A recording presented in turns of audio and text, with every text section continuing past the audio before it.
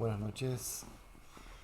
Muy buenas noches a todos. Queremos saludarlos y darles la bienvenida a este momento, a este espacio que hemos llamado Conversemos a la luz de la Biblia. Estamos recibiendo las horas del día sábado, Así es. ¿no? Y quisiéramos iniciarlo con la lectura de un pasaje de la Biblia que para esta ocasión hemos elegido uno del libro de los Salmos. En Salmo 33 leemos en los versículos 13, 14 y 15. Dice lo siguiente: Desde los cielos miró Jehová, vio a todos los hijos de los hombres. Desde el lugar de su mirada miró sobre todos los moradores de la tierra. Él formó el corazón de todos ellos. Atento está a todas sus obras, ¿no? Amén. Alguno podía darle diferentes interpretaciones, ¿no? Pero el salmo es un salmo de alabanza, no está, digamos, criticando, ¿no?, a Dios de que está espiando, que nos vigila, ¿no?, para ver si nos equivocamos, como alguien podría pensar, ¿no? Sino que más bien lo que está diciendo en primer lugar es que somos criaturas de Él nos creó. No, no somos el producto de la casualidad, ni un accidente, Así es. ni un mal momento de dos jóvenes, ni nada de eso. Somos creación de Dios. Nosotros estamos acá, cada uno de los seres humanos estamos acá, porque Él nos creó. Es lo que dice, ¿no? Dice, sobre todos los moradores de la tierra, dice, ¿no? Él formó el corazón de todos ellos. Él formó nuestro corazón, Él nos creó. Todos, sin excepción. Y entonces dice, atento está a todas sus obras. Desde los cielos, comienza el versículo 13, mira. Desde su lugar de honra, de gloria, de poder, Él está atento a cada uno de nosotros, dinos. Así es. Pero no para vigilarnos, sino para acompañarnos, ¿no? Cuando nosotros le aceptamos, le recibimos, nos acompaña y intercambia con nosotros. Cuando no lo aceptamos, cuando lo rechazamos o cuando lo ignoramos, aún así Él sigue a nuestro lado, ¿no? Y sigue mirándonos, atento a nosotros, ¿no? Y seguramente muchas veces, aunque no le permitimos interactuar, seguramente muchas veces Él actúa en favor de nosotros, ¿no? Aquello que llamamos suerte, que llamamos fortuna, ¿no?, que llamamos casualidad, seguramente es una acción divina en favor nuestro, ¿no?, de Dios que siempre está a nuestro lado, ¿no? Y por eso alabamos su nombre, ¿no? El Salmo 33 es un salmo de alabanza a Dios. Y el sábado, el séptimo día, es un tiempo especial para alabar a Dios por cosas como esta, por ejemplo, ¿no? De saber que Él no solamente nos creó, sino que está atento de nosotros, está a nuestro lado. Así es. Con estas palabras en mente, vamos a iniciar entonces el programa de esta noche, dirigiéndonos a Dios e invitando al Espíritu Santo para que nos acompañe y para que nos dirija. Amén. Querido Padre que estás en el cielo, te agradecemos por la vida que nos das, por los cuidados que tienes con nosotros, porque aunque tal vez te ignoremos o te neguemos, tú estás atento a cada uno de nosotros.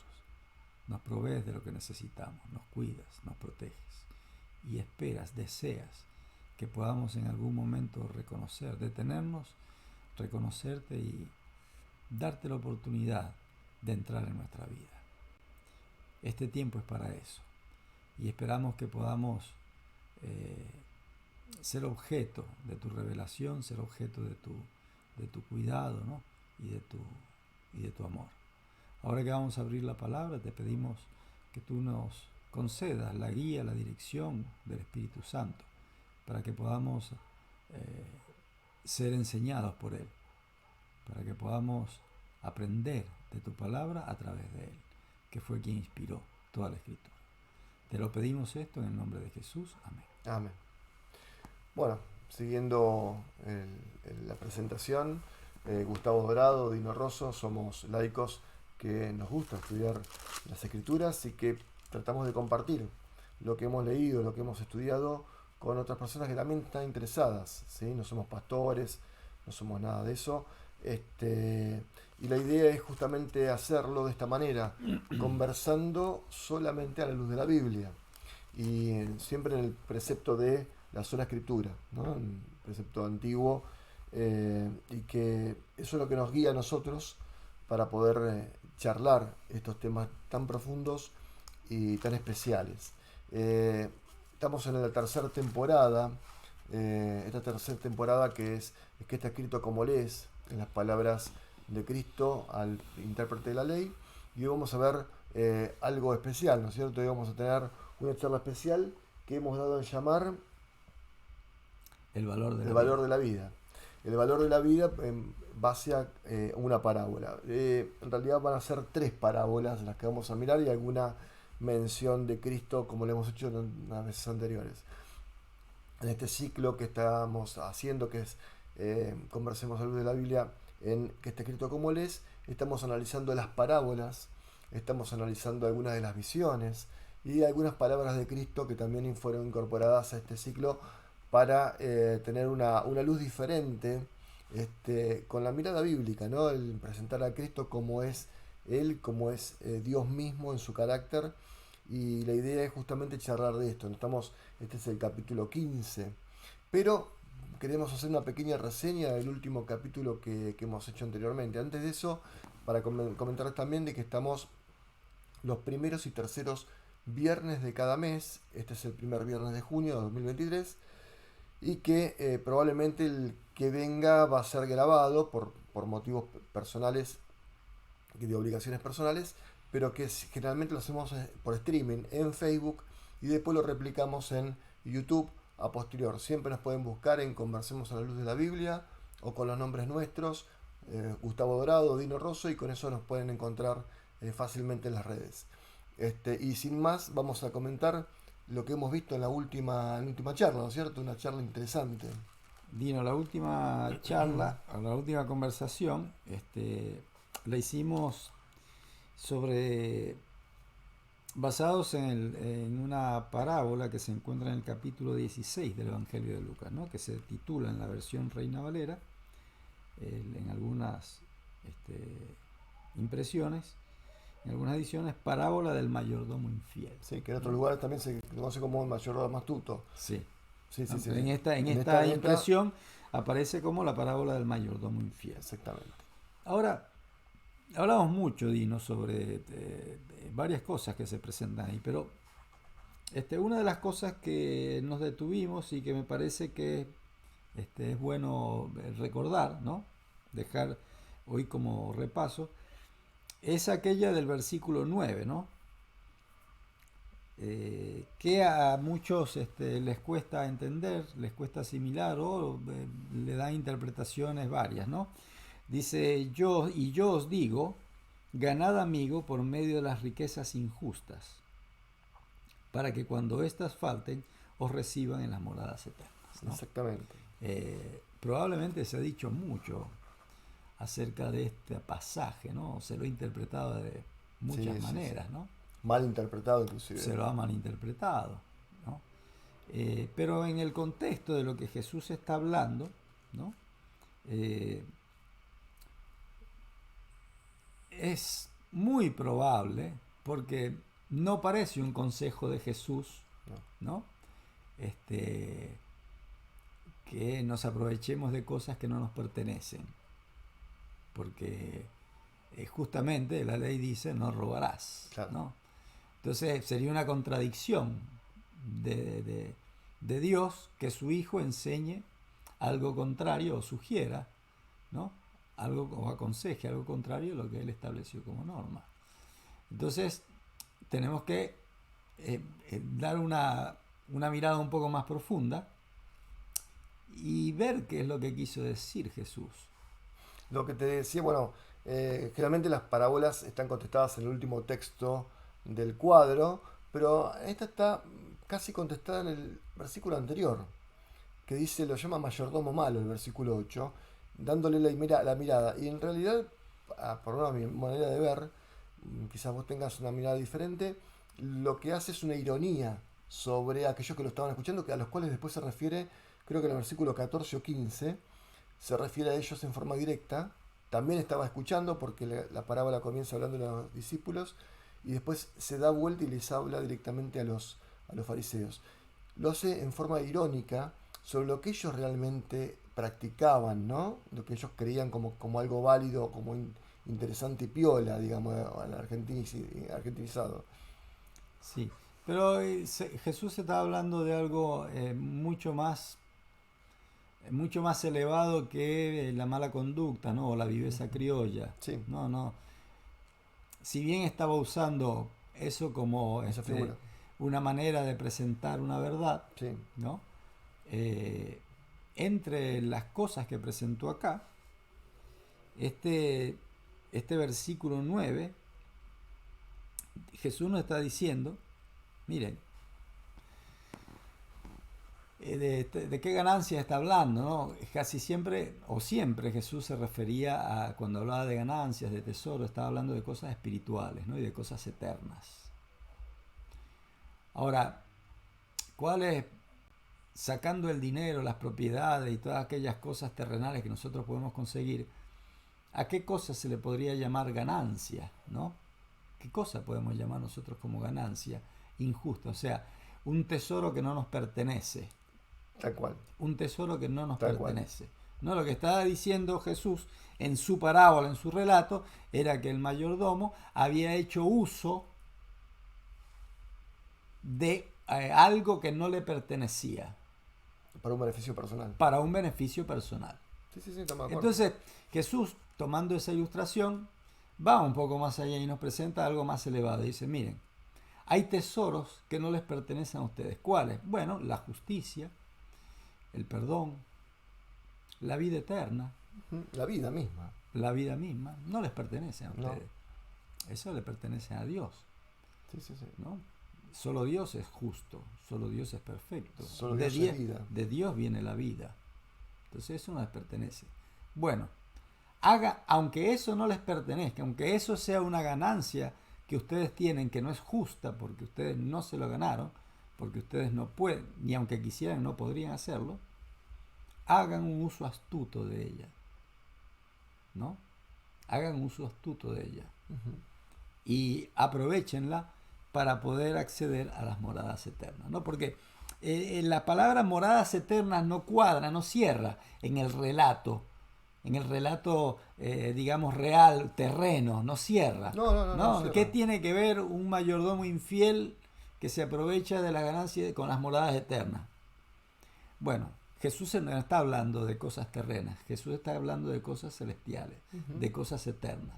Y entonces, ¿y cuáles son los tesoros eternos? ¿Cuáles son las riquezas? ¿Cuáles son aquellas cosas que no nos pertenecen? Bueno, que nosotros no podemos obtener por nuestra fuerza, que nosotros no podemos alcanzar, que nosotros no podemos producir.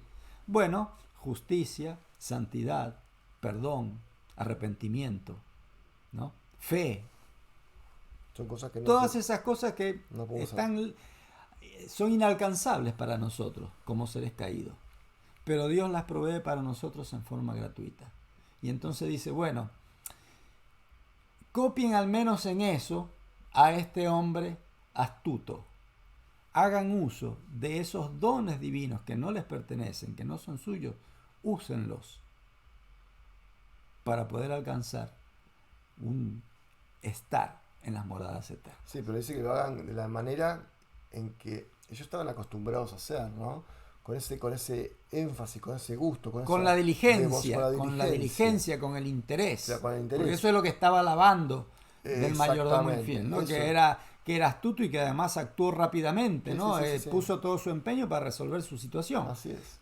Así como hizo como él deben en ser estas ustedes. cosas que Son terrenas, son terrenas y que no están bien, bueno, hagan ustedes con los dones que Dios les entrega, que es para vida eterna, para que puedan acceder a las moradas eternas. Así es. ¿No? Bueno, y con este relato del repaso, arrancamos ya en la siguiente, ¿no? Que también está en Lucas, las parábolas, que son 3 y que son muy conocidas.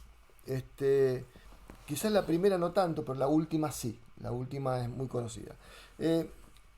Lo que cuesta seguir a Cristo. Está titulada, como decís vos, en la Reina Valera 1960.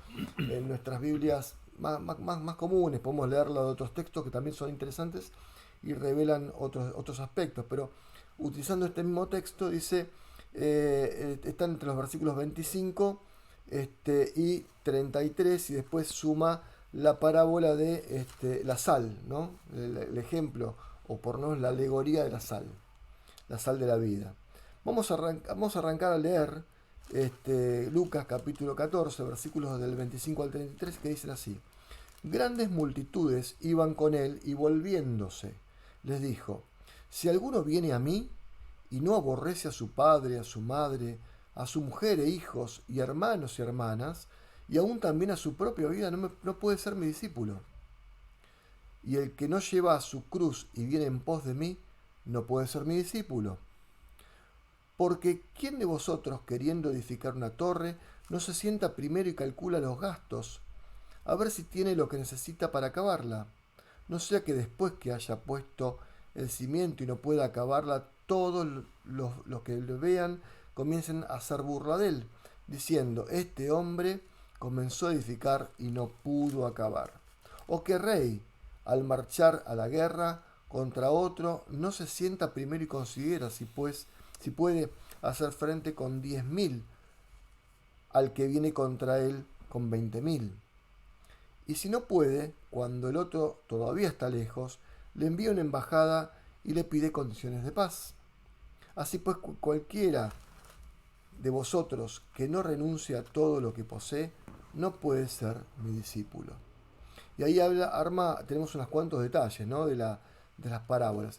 Y si hacemos una pequeña mirada del entorno, esto viene después de haber ido a la casa de un gobernante que era fariseo en el principio del capítulo, ¿no? Y hace dos parábolas que ya las hemos tratado, que son la parábola de los convidados de las bodas y de la parábola de la gran cena. Y ahí evidentemente sale, ¿sí?, con una cantidad de gente importante, porque el comienzo dice, grandes multitudes iban con él. Ya había salido de la fiesta donde estaba el gobernante y ya estaba en camino a otro lado. Supuestamente este texto, Lucas es el único que escribe en forma secuenciada en tiempo. Aparentemente por algunos algunos comentaristas bíblicos, habla de que esto se sucede en Perea, cerca del año 31, meses antes de que Cristo termine su ministerio. Y aquí habla de grandes multitudes. ¿Quiénes iban acá? Y bueno, seguramente algunos que habían estado convidados en la fiesta también y los siguieron después de esto. Fariseos, saduceos, intérpretes de la ley, ¿sí?, que querían atraparlo, querían levitas, sacerdotes, ¿sí?, que también algunos curiosos que podían ser también de estos. José de Arimatea sabemos que también en algún momento también lo siguió y estuvo escuchando las palabras de Cristo en algún lado. Algún espía de Herodes. Algún espía de Herodes, ¿no? También posiblemente aquellos que tenían necesidades físicas, ¿sí?, aquellos que estaban buscando una sanidad, un dolor del alma espiritual, ¿sí?, los discípulos mismos, incrédulos que trataban de ver si esto era cierto, era falso, ¿sí? Y también, bueno, la gente que lo venía siguiendo de hacía mucho tiempo, por costumbre, bueno, yo quiero estar políticamente correcto en la foto cuando lo proclamen rey y podamos derrotar a Roma. Y esto no lo digo porque sí, porque en algunos lados, cuando entra en la última etapa, entra a Jerusalén sentado en un pollino, ¿sí?, sobre palmas, que era la forma de que entraba un rey a una ciudad, con lo cual tenían mucho deseo de hacerlo rey. Probablemente había pasado todo esto en este seguimiento del último tramo de la campaña de Cristo en la tierra.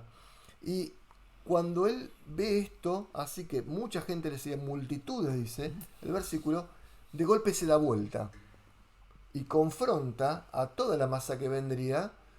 Y si les habló de una manera, seguramente o todos lo veían o todos lo escuchaban, o ambas cosas.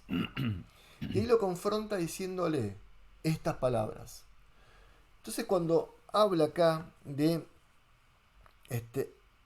si alguno viene a mí, porque hablaba de los seguidores, esto era algo muy especial, ya estaba terminando su campaña, dice, el que no aborrece a su padre, a su madre. Y cuando habla dice, del aborrecer, ¿sí? No lo dice con la palabra aborrecer como nosotros pensamos odiar, despreciar.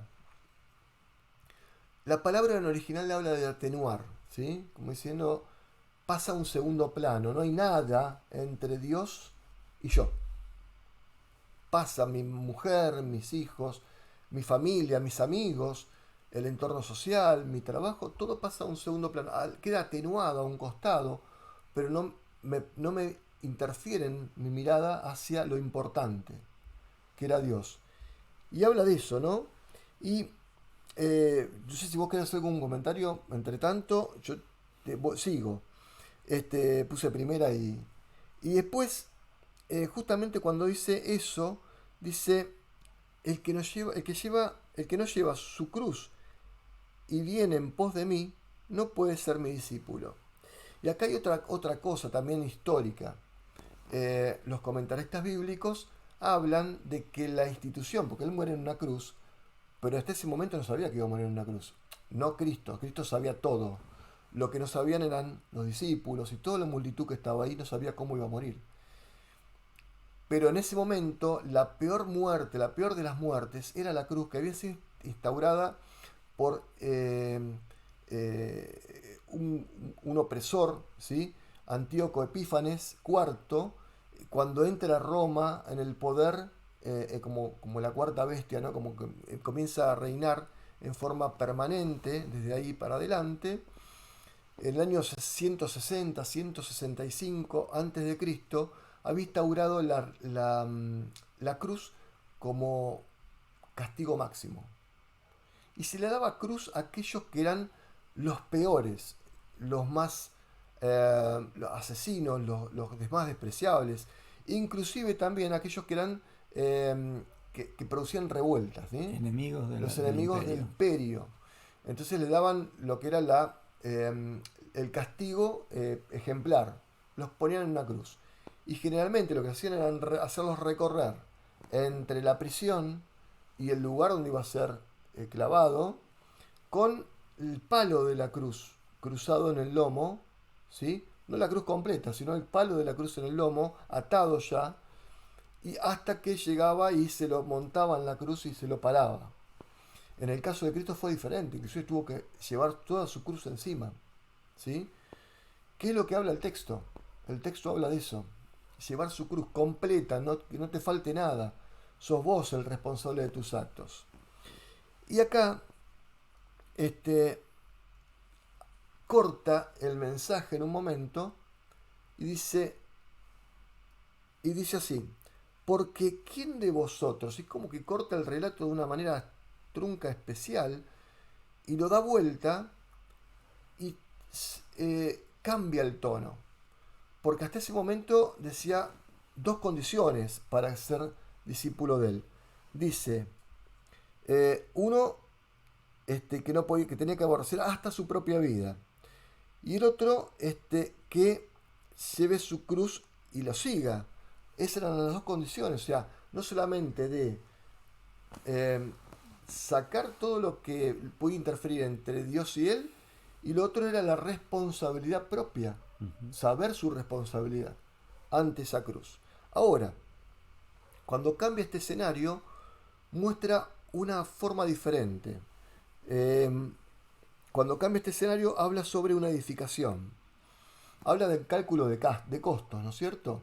Y está relacionado con la parte anterior, porque algún comentarista bíblico cuenta, creo que es el comentario de Kinner, que dice que en esa época habían pasado dos cosas importantes. Una es que habían construido un anfiteatro donde se hacían juegos y se había venido abajo por la mala construcción y la falta de construcción, la mala construcción en materiales y la falta de construcción en determinaciones, y habían muerto muchas personas. Eso estaba muy cerca de la vista de estos que estaban escuchando acá. O sea que estaba muy presente. Era muy mal visto un tipo que se le caía una obra, ¿sí? Porque le faltara material o porque estuvieran en condiciones muy malas. Estaba no solamente muy mal visto, sino que ese tipo no iba a trabajar más de arquitecto. Perdía Mm. todo, ¿no? Y el hecho de que vos le pidas más material o cambies el costo en la mitad de tu obra, también estaba muy mal visto por los judíos. Vos le decías algo y era un contrato, y tenías que terminarlo con lo que vos le dijiste, no con más, no que te faltó, que la inflación te ganó, Mm. ¿no? Como pasaría acá en Argentina. Acá Pero seríamos todos malos. tenemos a todos malos constructores. Pero en el segundo caso de la otra que vimos, es que Herodes había perdido una batalla con un vecino cercano por un error de cálculo de la cantidad de ejército que tenía que enviar. Y fíjate que dice, en la primera parte te dice que tenés que despojarte de todo, ¿no? Que podemos sobrevalorar lo demás antes que Dios no servía. Y en este caso hablaba de que si vos querías hacer guerra con el otro, pero el otro tenía un ejército mucho más grande y que te iba a aplastar, era más fácil decir, no, mirá, me olvido del ejército, me olvido de todo, pero no puedo jugarme a que todos mueran y perder el reino, ¿sí? Porque hice mal los cálculos. Prefiero mandar una delegación en la cual vemos las condiciones de paz y yo me doblego. Y ahí habla de doblegarse no a las personas, sino al ejército más grande, el más poderoso de todos, a Dios mismo. Es un poco la mirada que le pude encontrar, y eso también estaba muy presente en las mentes de las personas que estaban escuchando acá. Ya sean judíos o no judíos, las personas sabían que había habido estos dos problemas en esa época, por lo menos así lo relata el comentarista bíblico. Yo antes de seguir, me gustaría que vos veas la mirada que le querías dar Sí, también. bueno, yo quisiera leer un poquito un pasaje que se encuentra En Mateo en Mateo, 8. la historia del, no, es la historia del joven rico. Sí, A ver,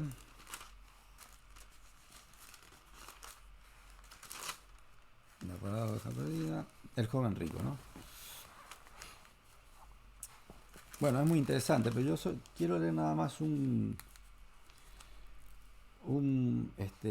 par de versículos, ¿no?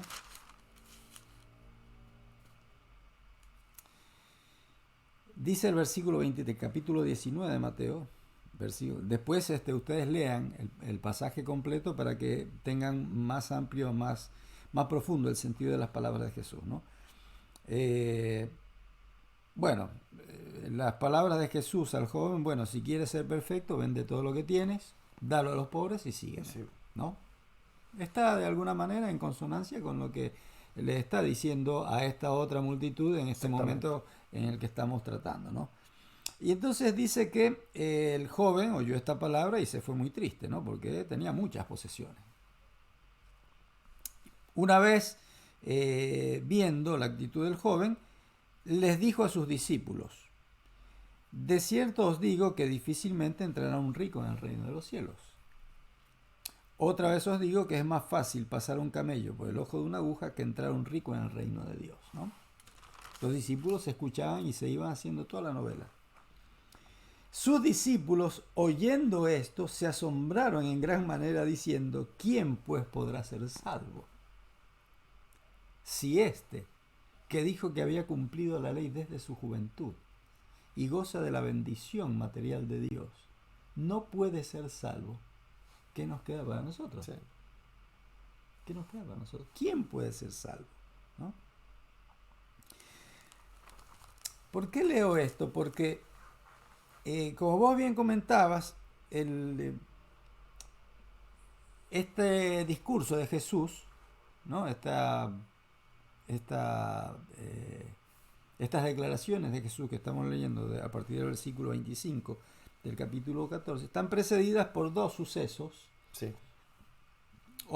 por dos sucesos, digamos, que ocurrieron dentro de un lugar que era la casa de un gobernante que además de gobernante era fariseo. Sí. Bueno, un gobernante y un fariseo. eran personajes expuestos públicamente y que, o sea, uno era líder político y también era líder religioso. Eran las dos cosas, ¿no? Ahora, siempre los líderes políticos y los líderes religiosos, además de estar expuestos, son referentes. Son referentes, exactamente. Son referentes. Entonces, muchos los toman como modelo a seguir.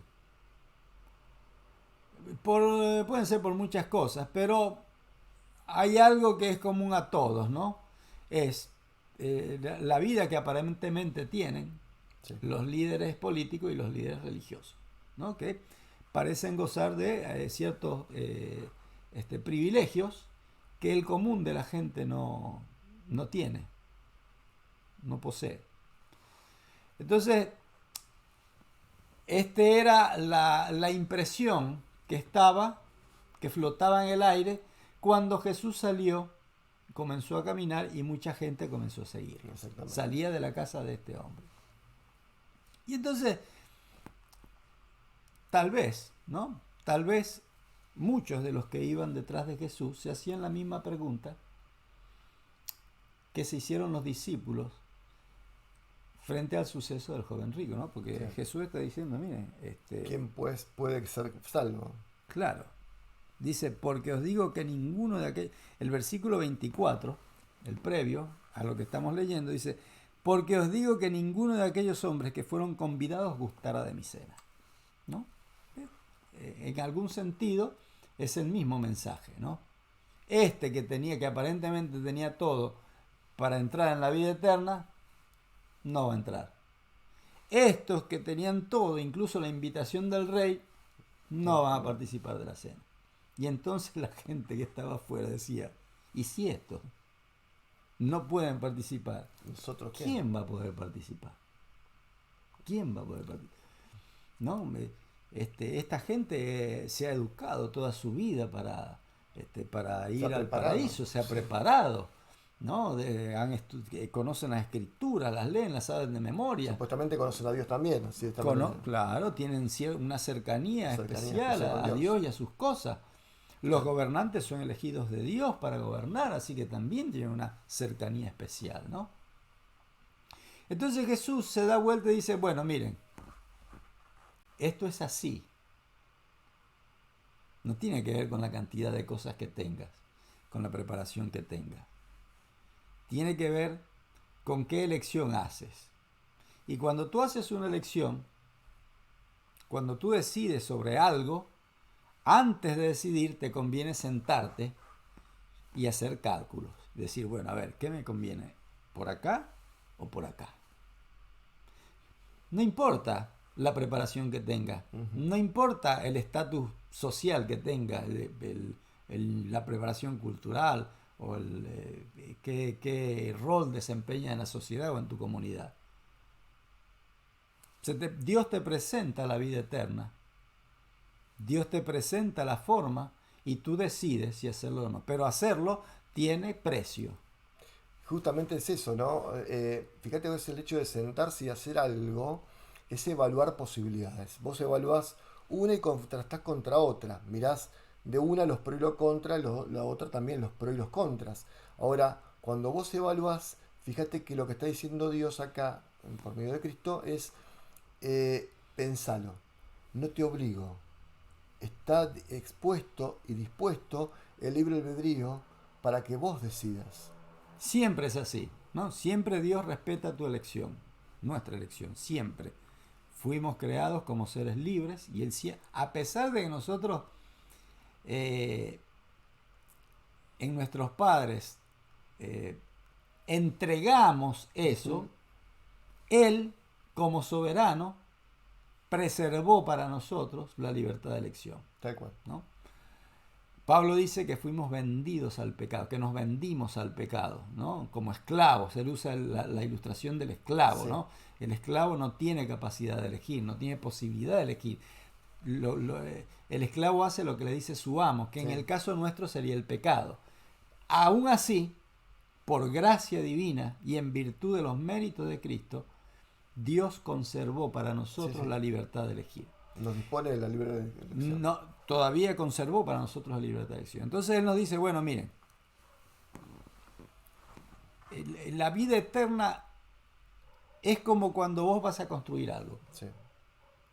Vos querés ampliar tu casa. Vas a hacer un ambiente más grande donde vas a poner muebles para sentarte y van a invitar a personas y amigos. Perfecto. Ahora, tenés que sentarte a ver si vas a alcanzar a hacerlo. Tenés que ver si te alcanza para los ladrillos, para el cemento, para la cerámica, para la abertura, ¿no? Para los muebles, ¿no? Para la instalación eléctrica y todo lo que es la calefacción. Y no sé, seguramente vas a poner una pantalla de unas cuantas pulgadas y algo para escuchar música, ¿no? Porque es un lugar para recibir amigos y pasar un rato. Entonces, bueno, tenés que sentarte a ver si lo vas a poder hacer. Porque va a quedar feo que vos anuncies con bombo y platillo que vas a hacer un lugar para tus amigos y resulta que después cuando vengan tus amigos vean que hay 4 ladrillos puestos y nada de lo que vos habías ofrecido. Exactamente. ¿No? Entonces, y lo mismo el ejemplo del rey que va a la guerra, ¿no? Esto es una cosa un poco más seria, porque está en juego tu reino y la vida de todos tus súbditos, claro, ¿no? Y de tus soldados. Entonces vos fíjate si tenés que calcular si con los soldados que tenés posibilidad de vencer a tu adversario. Porque si no, es preferible que te vayas a hablar con él y llegues a un arreglo. No tomes una decisión que después no vayas a poder enfrentar. Bueno, dice, la vida eterna es así. El de elegir seguir a Dios es así, a Cristo es así.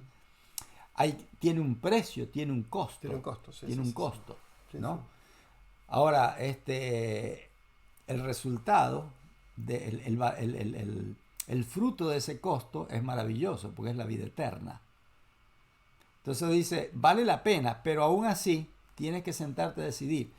Porque una vez que comiences, si quieres llegar, y vas a tener que saber qué es lo que vas a atravesar, qué es lo que vas a caminar, ¿no? Y entonces, por eso dice, miren, es tan severo como decir que quien no ama a Cristo más que a su padre, a su madre, a su mujer, hijos y hermanos y hermanas, y aún su propia vida, y no. Si vos no sos capaz de eso, de dejar en un segundo plano todo, incluso tu vida, y colocar a Cristo en primer lugar en tu vida, entonces no lo hagas porque no te va a ir bien. Te vas a frustrar. Ni vas a hacer una cosa ni vas a hacer la otra, ¿no? Y entonces dice, el que no lleva su cruz y viene en pos de mí no puede ser mi discípulo. Este es el precio de la vida que yo te ofrezco acá en la tierra. Este es el precio. Vos hablabas antes de esto del precio o el andar, lo que va a pasar en el andar de seguir a Cristo. Lucas relata, como también lo relata Mateo, en 2 textos diferentes, lo hemos hablado antes esto. En Lucas 9, los últimos versículos del 57 al 62, habla de una secuencia que no es una parábola, es una realidad. Le pasó. Dice, y el texto está nombrado en la Reina Valera 1960 como los que querían seguir a Jesús. ¿Sí? Son pocos versículos, así que los voy a leer. Son 6 versículos. Dice, y yendo uno de ellos en el camino, Señor, te seguiré donde quiera que vayas. Y este disparador que le da esta persona que le decía, a lo que Jesús le contesta, ¿no? Dice, y le dijo Jesús, las zorras tienen guaridas y las aves de los cielos nidos, mas el Hijo del Hombre no tiene dónde recostar su cabeza. Y esto nos dice que cuál es el camino de seguir a Cristo, cuál es el costo de seguir a Cristo, ¿no? No vas a poder mirar si estás cómodo o no estás cómodo. Estás siguiendo a Cristo, que es la parte importante. Por esto está por añadidura si se da, y si no se da también. Y dice el versículo siguiente, dice, y dijo a otro, sígueme. Y él le dijo, Señor, déjame que primero vaya a entierrar a mi padre. ¿Era una buena causa? Sí. Tenía que enterrar al padre, dice. Y Jesús le dijo, deja que los muertos entierren a sus muertos. Y tú ve y anuncia el reino de Dios. O sea, ya era inminente, tenía que anunciarlo. No podía esperar la secuencia de la muerte, porque obviamente tardaban una cantidad de tiempo y Jesús le dijo, no, es todo ya y ahora. No puedes ni siquiera pensar en eso. No porque no vayas a enterrar a tus seres queridos o esté mal hacerlo, no, la idea es otra, la idea es decir, cuando Dios te llama, anda, hacelo. Y dice el siguiente, eh, entonces también dijo otro, te seguiré, Señor, pero déjame que me despida primero de los que están en mi casa. Era tan malo decir, bueno, mirá, voy a mi casa, ni siquiera tardar nada, decir, chicos, me voy con Jesús, me voy a la campaña con Jesús y no sé cuándo vuelvo. Y Jesús le dijo, ninguno que poniendo su mano en el arado mira hacia atrás es apto para el reino de Dios. No es que no le dijo que no se despida ni nada por el estilo, sino que no pueda priorizar otra cosa. Primero está el reino de Dios y su justicia y después el resto saldrá por añadidura si es necesario. Pero le pedía en ese momento que lo siga. Bueno, yo yo quería hacer un añadido, ¿no?, al tema que no Sí, está expresado en la parábola, pero que es importante porque seguramente alguno se está preguntando, ¿y por qué tiene que ser así? ¿No? Que Dios te hace pasar por dificultades, por no, penuria, o sea, es una iniciación o claro, es un requisito para ser claro, salvo, ¿no? Porque alguien puede decir, bueno, pero entonces, ¿qué clase de Dios? Que si vos lo claro. elegís, te Te trata priva, mal. te priva de todo, te trata mal, te tira entre los lobos, ¿viste? Para que una oveja en medio de los lobos para que te despedacen, ¿no? No, ¿No? Y es válida la pregunta, ¿no? Ahora, también deberíamos preguntarnos quizás por qué esto es así, por qué Jesús está diciendo esto, ¿no? ¿Por qué Jesús está diciendo? ¿Es un requisito o es una advertencia? ¿No? Bueno, es una advertencia. ¿Por qué? ¿Cuál es la realidad del mundo, ¿no? Yo voy a leer un par de pasajes, ¿no? Un poco más adelante, cuando Jesús ya fue arrestado, ha sido arrestado y entonces es llevado delante de Pilato. Hay una conversación entre ellos, ¿no? Y bueno, y Pilato lo interroga, ¿no? Y una de las respuestas de Jesús, capítulo 18, versículo 36, dice, respondió Jesús, mi reino no es de este mundo.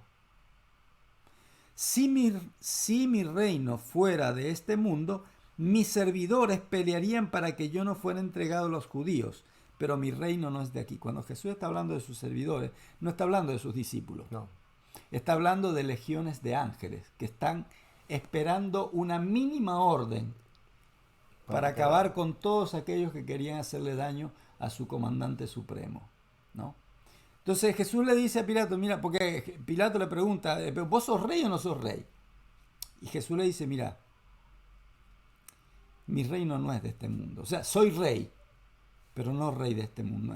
Mi reino no es como esos que vos conocés, como eso de los que vos sos soldado y defensor. No, no, es otro reino.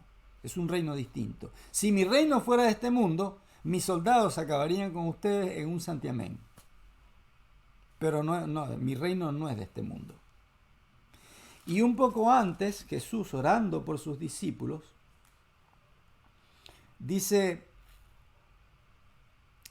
capítulo 17, ¿no? Versículo 14 y 15 y 16, dice, yo les he dado, ahora sí está hablando de los discípulos, yo les he dado, de aquellos discípulos y de los que él está diciendo que un día van a decidir seguirlo, ¿no? De lo que está hablando allí Sí. en la parábola que estamos leyendo. Dice, yo les he dado tu palabra y el mundo los aborreció, porque no son del mundo, como tampoco yo soy del mundo. La versión sumo sacerdotal. Y entonces el versículo 15 dice, no ruego que los quites del mundo, sino que los guardes del mal. No son del mundo, vuelve a decir, no son del mundo, como tampoco yo soy del mundo, ¿no? Si bien esto es creación de Dios, ¿no? Tendríamos que repasar un poco atrás, pero la Biblia enseña que cuando nuestros primeros padres aceptaron a Satanás como Señor, le entregaron Sí, sí, sí, sí. El señorío que Dios les había dado a ellos, En ¿no? algunos pasajes está mostrado eso. Si leemos Génesis capítulo 1, capítulo 2, capítulo 3, vamos a encontrar que Dios le entregó a nuestros primeros padres el señorío sobre el mundo, eran los señores, los reyes del mundo. Pero ellos cuando aceptaron, ¿no? Las directivas de Satanás, se convirtieron en vasallos y le entregaron su señorío a Satanás. Exactamente. De hecho, si nosotros leemos las tentaciones de Cristo, Te iba a decir eso. vamos a encontrar que en algún momento dice, Satanás dice, bueno, todo le mostró, dice que cuando le mostró los reinos del mundo, todo esto me fue dado. Sí. Se está refiriendo a aquel momento allá en el Edén. Entonces, Satanás usurpó el señorío del mundo. Usurpó el señorío del mundo. Por eso Jesús no le dijo nada en esa oportunidad. No le negó. Otras cosas se las retrucó al toque, pero sobre eso no dijo nada, porque en algún sentido tenía razón. El ser humano en nuestros primeros padres le entregó. Y hoy en día seguimos haciendo, ¿no? Le seguimos entregando de alguna forma a Satanás el control de nuestra vida, las decisiones de nuestra vida, ¿no? Hacia donde Él nos quiere llevar, nosotros vamos, ¿no? En diferentes cosas. Pero, volviendo al tema, ¿por qué los que siguen a Cristo tienen conflicto? Estos conflictos que presenta Jesús, que dice, estas cosas les va a pasar si deciden seguirme. ¿Por qué? Y porque el reino de Cristo no es de este mundo. Somos, como alguien dice, los seguidores de Cristo son extranjeros en este mundo. Y el mundo los aborrece. Y por eso les pasan cosas y les va mal, porque el Señor de este mundo hace todo lo posible para que los que elijan a Cristo y no a Él les vaya mal. Sí, no se forma como un virus que todo el mundo después se convierte, como pasó en algunas épocas. Si quieren un ejemplo bien claro, vayan al libro de Job. ¿Sí? Vayan al libro de Job. Entonces, no es que a los seguidores de Cristo les va mal porque Dios quiere que les vaya mal. No. Sino que han tomado una decisión que va contramano del príncipe de este mundo. Así es. Y entonces el príncipe de este mundo, que es arrogante, que es orgulloso y que no permite que alguien amenace su señorío, su jerarquía, su posición, su autoridad, va a atacarlo hasta el final. Pero, como dijo Jesús, yo no pido que los quites del mundo, sino que los guardes del mundo. Entonces, si bien Satanás va a hacer todo lo posible por complicarnos la vida cuando elijamos a Cristo y seguir a Cristo, Él se va a encargar, Cristo y el Padre se van a encargar de protegernos en lo que ellos consideren que es necesario en nuestra vida y nuestro caminar. Así es. Bueno, y tenemos la última parte del texto de Lucas 14, que habla sobre cuando la sal pierde su sabor. Dice, buena es la sal, mas si la sal se hiciera insípida, ¿con qué se sazonará? Si para la tierra y para el muladar es útil, la arrojan fuera, el que tiene oídos para oír, oiga. Y aquí hay una advertencia, ¿no? Hay una advertencia que diciendo, si la sal es buena, ¿sí? Si lo que te estoy dando es bueno y lo que tenés no tiene valor, no tiene sabor, porque la sal, la función que tiene la sal es dar sabor. Ahora, si esa sal no da sabor, no tiene sentido. Se echa al estiércol directamente, se tira afuera, no tiene sentido. Entonces, ahí habla de la decisión, ahí habla de decir, bueno, si lo que te estoy dando es sal, lo que te va a dar todo, y vos elegís lo otro que no tiene sabor, igual o está resguardado el libre albedrío, pero lo deja en la mirada de sentarse y pensarlo. Sentarse y pensarlo como en las dos parábolas anteriores, ¿no? ¿Quién no se sienta a pensar si tomo lo que me ofrece Dios, que tiene un resultado de nivel eterno, o tomo lo otro que no tiene un resultado de nivel eterno? Es ahora, es el entretanto, es hasta que Dios me llame, es hasta que se apague mi vida, pero es nada más que ahora. ¿Qué voy a elegir? Sí, una puede ser que me vaya bien ahora, que sea feliz momentáneamente, pero la otra voy a ser feliz eternamente. Ahora, todos, como dicen los salmos, vamos a tener pruebas a montones, los que creen y los que no creen también. Ahora, la forma es cómo le voy a pasar, si en compañía o sin compañía. Si alguien me va a dar la mano para salir de las pruebas o me voy a hundir en mi propio problema, ¿no? Un poco lo que habla también esta parábola final de la sal de la vida. Y yo presentaría alguna cosa más que se puede entender, ¿no?, de estas palabras de Jesús. En el Evangelio de Mateo, Jesús usa esa ilustración también cuando está hablando de los seguidores de Cristo. Y dice, vosotros sois la sal de la tierra, ¿no? ¿Sí? Y también dice, vosotros sois la luz del mundo. La luz del mundo. Obviamente se está refiriendo a que los seguidores de Cristo son los que iluminan este mundo de oscuridad con la verdad acerca de Dios.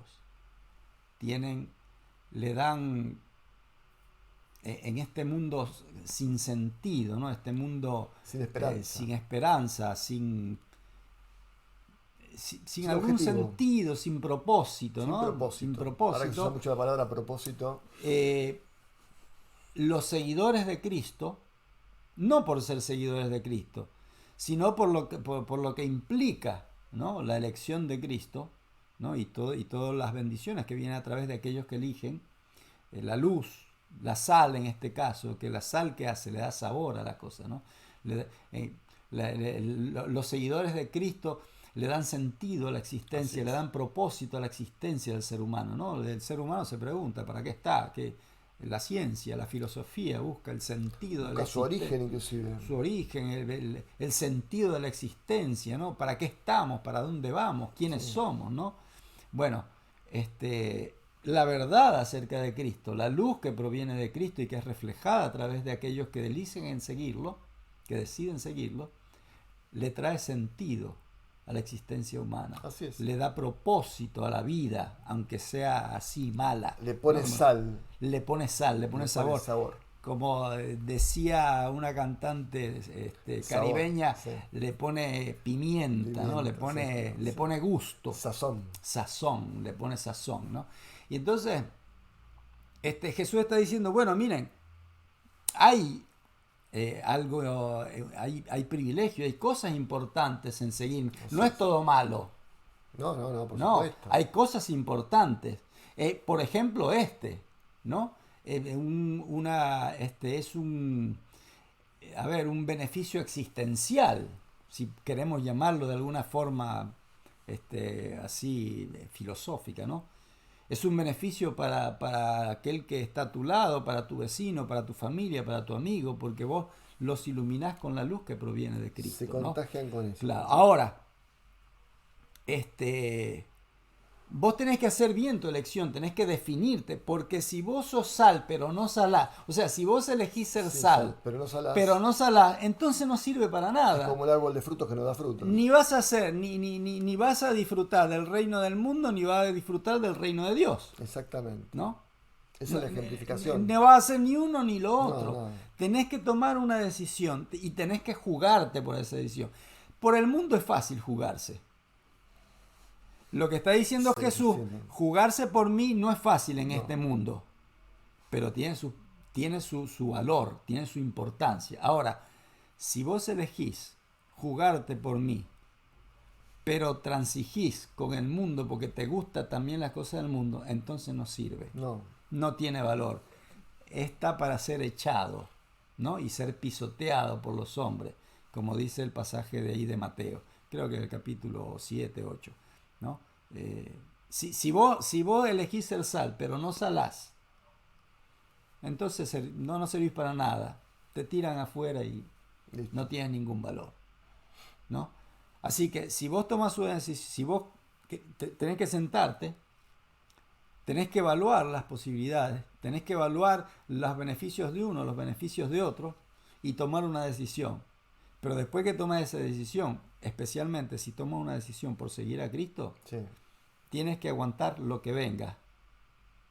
No vas a pasarla bien como lo pasan los los de este mundo, porque cuando vos elegís a Cristo dejás de ser un vasallo de este mundo y pasás a ser un siervo del mundo, del reino de Dios, ¿no? Y estás en territorio enemigo. Entonces no vas a estar... Te declarás enemigo del enemigo. Claro, y te declarás enemigo en su cara. Es decir, mira, yo no quiero ser más tu vasallo, pero voy a seguir caminando por tu reino. Voy a servir a otro. Por ahora, porque no me queda otra... voy a caminar acá porque no me queda otra alternativa. Y entonces el otro se enfurece y te comienza a atacar. Por eso Jesús dice, mire, no es fácil seguirme. Saquen cuenta. Pero una vez que decidan, tienen que jugarse por todo. Hasta decisiones extremas como dejar a un lado a la familia, dejar a un lado riqueza, dejar a un lado privilegio, dejar a un lado cosas que son muy apreciadas, ¿no? Entonces, Dios nos da la oportunidad, nos presenta los dos caminos. Dice, bueno, este parece fácil, pero termina en la muerte. Este es un poco más difícil, pero termina en la vida eterna. Ahora, aún así, sabiendo eso, tenés que sentarte, hacer tus cuentas y asegurarte de que la elección que hagas, especialmente si se trata de seguir a Cristo, la vas a poder sostener, porque no es llevadera como elegir el otro camino. Sí, así es. En términos humanos. Lo que sí es que tiene un final glorioso. Así es, amén. Bueno, ya para terminar, y cerramos con esto, leer el último versículo de Lucas 14, la mitad del versículo dice, el que tiene oídos para oír, oiga. Vamos a una oración para terminar, Gustavo. Padre nuestro que estás en el cielo, Señor, te pedimos que bendigas nuestra decisión, que bendigas también la forma de elegir que tenemos, que podamos elegir, Señor, siempre por tu reino.